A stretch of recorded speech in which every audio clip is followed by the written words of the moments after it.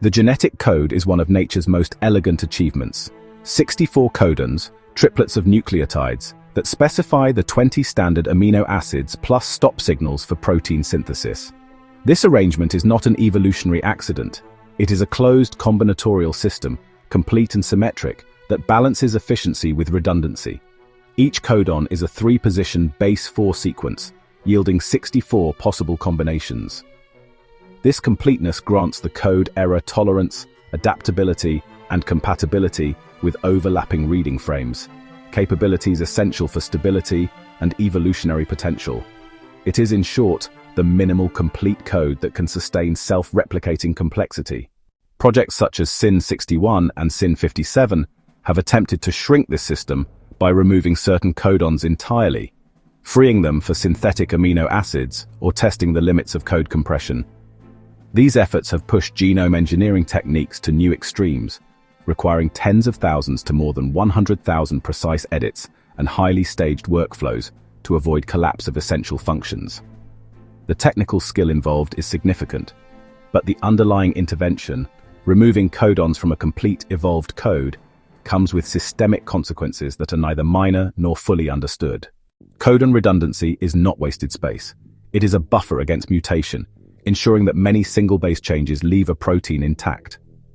Removing codons strips away this buffer, increasing vulnerability to translation errors, frame shifts, and lethal point mutations. In overlapping genes, more common than often assumed, one codon can serve multiple roles. Removing it can break several proteins at once. In SYN57, this was not theoretical. Overlapping genes had to be refactored to separate functions before recoding could proceed. The exercise revealed the genetic code not as a flat list of interchangeable triplets, but as an interconnected lattice of multi-frame dependencies. Any DNA strand can be read in 3 frames, and both strands can carry information, 6 reading frames in total. Compact and highly regulated genomes use this space efficiently, with proteins sharing nucleotide sequences.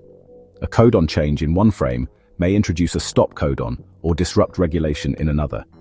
Reducing the codon set collapses the combinatorial space needed to sustain such overlaps. Tens of thousands of edits across a genome cannot be fully validated in functional terms. Sequencing may confirm the intended changes, but it cannot reveal every context-dependent effect on RNA structures, anti-sense transcripts, or long-range regulatory interactions. In a living system, instability is not static. Evolution will act on it, and the trajectory cannot be reliably predicted or contained. The 64 codon code is not good enough by chance. It is the minimal complete solution to the biochemical and informational constraints of life. Reducing it is not simplification, it is removal of safeguards. The predictable consequences are less error tolerance, more mutations become lethal, reduced adaptability, fewer neutral changes are possible, loss of overlap compatibility, multi-frame coding becomes harder or impossible, greater unpredictability, large-scale edits invite emergent effects no model can fully anticipate. These are not theoretical risks to be managed after the fact. They are built-in results of dismantling a closed, evolved system. Rewriting the genetic code to remove codons is not controlled optimization. It is experimental demolition of a structurally complete information architecture. The 64 codon system is a product of billions of years of selection for stability, complexity, and reproducibility. To break it without understanding all its load-bearing elements is to remove the hidden bolts that hold life's machinery together. The lesson is direct. In complex evolved systems, you are not reducing complexity by removing parts you do not fully understand. You are reducing stability. And in living systems, instability does not stay where you put it.